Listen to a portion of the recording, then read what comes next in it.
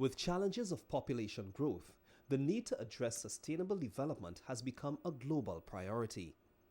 Access to renewable sources of energy is a fundamental answer to this problem, and leaders of all nations are in the position to encourage and influence energy policies and legislation in their respective countries to aid in this urgent matter.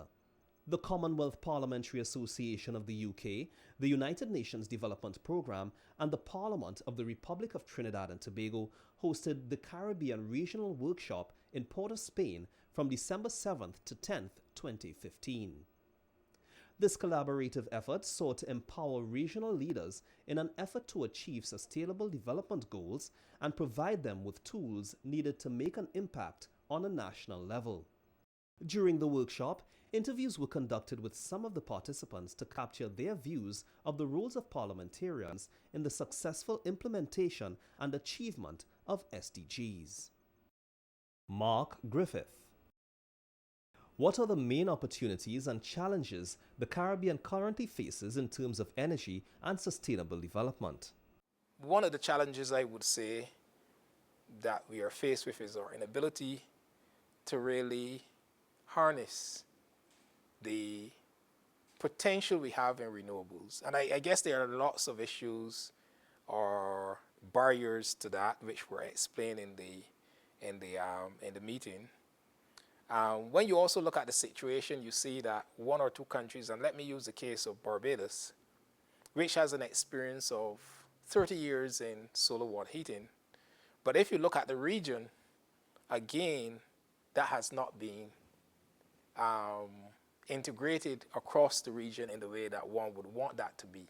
So it seemed to me that there's also a bottleneck there, both on the part of a country like Barbados, where enough has not been done in terms of research to move that technology forward or to improve the technology, and secondly, in terms of the exporting of that technology or the sharing of that technology to the other countries. Now, I would argue that one of the reasons that the region has not really maximized those benefits is because they're the institutional structures. We seem not to have, at a regional level, the types of structures that would enable us to maximize the opportunities that we have in terms of our resources, even though in the context of the revised Treaty of Chaguaramas, including the single market and economy, we talk about resources, regional resources, or the resources of the region. But we haven't gone the step, in my view, where we've put the structures in place to be able to maximize those resources for human well-being. How do you envisage the role of parliamentarians with regard to the SDGs? If we are going to look at the role of Parliament in terms of the implementation of the SDGs, in the first instance, it would seem to me, I think they have a very important role to play, but it would seem to me in the first instance that they would have to have the opportunity to discuss the SDG goals. Now, if we have that mechanism, if that structural element is dealt with, then I can see a role for Parliament as a body to really articulate these issues. If that is not there, my fear is that SDGs will not be placed on the parliamentary agenda for discussion. So the opposition might not very well, and most people on the government benches might not even, if you're not the minister responsible, have the opportunity to articulate a position on those issues. In the case of Trinidad and Tobago, it would appear as though it will be discussed in the Senate, but that is brought on the agenda by through our private members, private member resolution. So I think that modality has to be used.